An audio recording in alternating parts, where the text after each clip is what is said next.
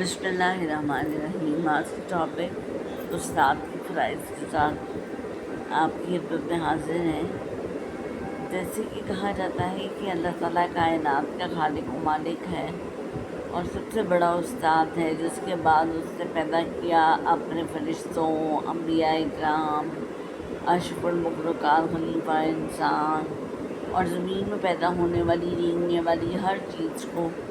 تو اللہ تعالیٰ ایک بہترین استاد ہے۔ جب حضرت محمد مصطفیٰ صلی اللہ علیہ وآلہ وسلم پر وحی نازل ہوئی تو وہ تھا اقرأ باسمک الذی خلق ما علم القلم، یعنی کہ انسان پڑھ اپنے رب کے نام سے جس نے انسان کو جمع ہوئے خون کے لوتھڑے سے پیدا کیا۔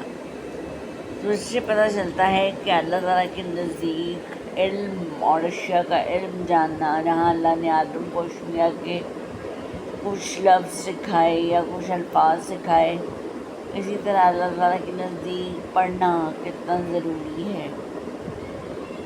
ایک استاد کی، جہاں تک آج ہمارا ٹاپک ہے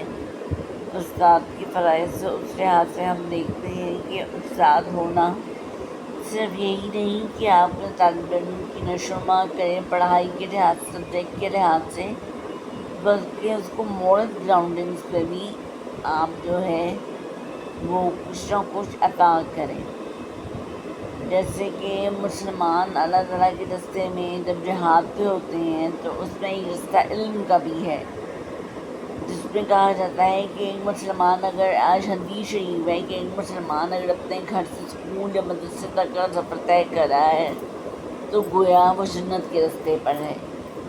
اسی طرح حضرت محمد مصطفیٰ صلی اللہ علیہ وآلہ وسلم کا ارشاد ہے، علم حاصل کرنا ہر مسلمان مرد اور عورت پر فرض ہے۔ اسی طرح ایک استاد معاشرے کے معمار کو بناتا ہے۔ استاد مہندس ہے، اور پھر استاد کے نزدیک جو ہے اپنے طالب علم کی نشو و نما نہ صرف یہ کہ وہ سیکھے بلکہ اس کے علاوہ اسے پریکٹس کرے اور سوسائٹی کا ایک ایسا طالب علم بن کے آگے جائے جو کہ بہت فعال ہو اور پھر بہت زیادہ اللہ کے ہاں پسندیدہ ہو۔ استاد کو جب ہم دیکھتے ہیں تو ہم یہ بھی دیکھتے ہیں کہ استاد کے فرائض میں بچوں کو صرف پڑھانا ہی نہیں، ان کی ذہنی اور جسمانی نشو و نما کا کام بھی ہے۔ پھر اس کے علاوہ ایک استاد کا یہ بھی کام ہے کہ بچے جو سیکھ رہے ہیں اس کو اپنی عملی زندگی میں پریکٹس کریں۔ جیسے کہ اگر میتھس پڑھا رہا ہے یا درس نظامی کا کوئی کورس ہے تو اس کے بعد وہ اپنی عام زندگی میں دیکھے کہ اس کا اطلاق کہاں کہاں ہوتا ہے۔ اس کے بعد پھر یہ ہے کہ اللہ تعالیٰ نے انسان کو جو پر مخلوقات بنایا ہے تو ایک استاد ہونے کے ناطے یہ بھی دیکھ جائے کہ میرا طالب علم کتنا ٹائم پڑھائی پہ صرف کرتا ہے، کتنا ٹائم اس میں سے جو چیزیں سکھائی گئی ہیں اس کو دوسروں کو بتانے یا اپنی زندگی میں لانے کے لیے استعمال کرتا ہے۔ اور پھر کہ جب میرا طالب علم ایک مخصوص ٹائم تک میرے پاس رہ کے جاتا ہے تو اس سے کیا سیکھا، اور پھر جو سیکھا ہے اس کا اطلاق کو سوسائٹی میں کس طرح کرنا ہے۔ استاد کے بہت سے درجے ہیں، کچھ استاد صرف آپ کے روحانی استاد ہیں، کچھ آپ کے مادر پدر استاد ہیں۔ سب سے پہلے تو آپ کے والدین ہیں جو آپ کے استاد ہیں، اس کے بعد پھر آپ کے اساتذہ اکرام ہیں، اور پھر ایک طالب علم کے فرائض میں جہاں تک ہم نے کہا تھا کہ بہت ہمبل اور بہت عاجز اور بہت احترام کا رشتہ ہے، وہاں استاد کا اپنے طالب علموں کے ساتھ بہت زیادہ شفقت کا رشتہ ہے، یہ بہت زیادہ شفقت کے ساتھ پیش آئد ہے، اور اتنا شفقت کے ساتھ پیش آئد ہے کہ اگر بچہ کوئی بار چیز پوچھ بھی رہا ہے تو استاد کو چاہیے کہ وہ اس کو کلیئر کرے۔ استاد کا صرف یہی کام نہیں ہے کہ اپنا سبجیکٹ پڑھا دے، جیسے کہ آج کل کے اسکول پہ ہم پی ای کا لیسن یا پی سی ایچ ڈی کا لیسن دیکھ رہے ہیں، تو اس کے علاوہ ان کی مورل گراؤنڈنگس، ان کو سکھانا سمجھانا، یہ سب استاد کے زیر اثر ہے کہ وہ کس طرح اپنے طالب علموں کو لے کر چلتا ہے، کس طرح انہیں معمار بناتا ہے تعلیمی بنیادوں پر معاشرے میں رہنے کے لیے۔ اس لیے استاد معاشرے کا ایک فعال کردار ہے۔ استاد کے بہت سے فرائض ہیں، جہاں پر سب سے بڑی بات اپنے طالب علموں کو یہ سکھانا کہ اللہ کے نزدیک اپنی ناقدری کتنا برا عمل ہے، اور دوسری بات کہ جو علم آپ سیکھ رہے ہیں اس کے لیے آپ بہت ہمبل اور عاجز ہو کے سیکھیں،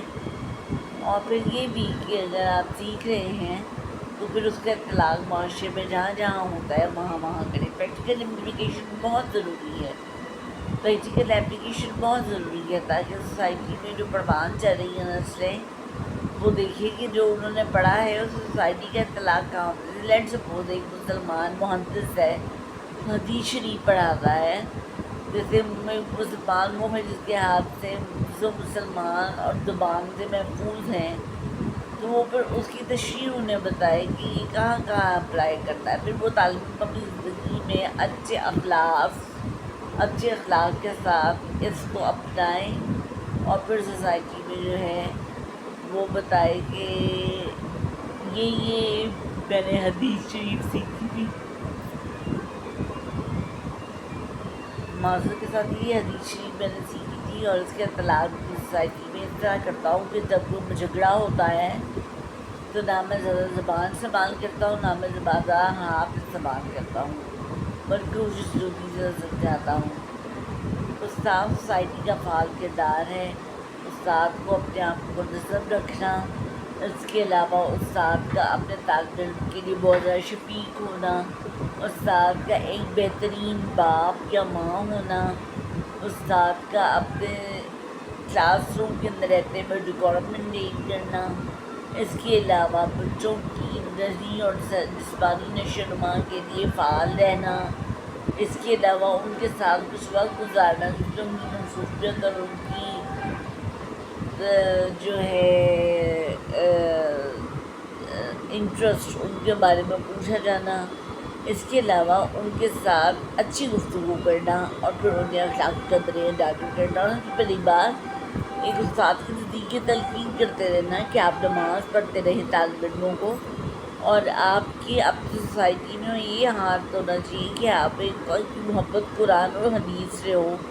اور قرآن کو پڑھتے وقت آپ کی دل میں سچی آرزی کہ اللہ اخلاص کے ساتھ معاف فرما دے۔ یہ تھے استاد کی چیدہ فرائض۔ آج کے لیے اتنا ہی، اللہ حافظ۔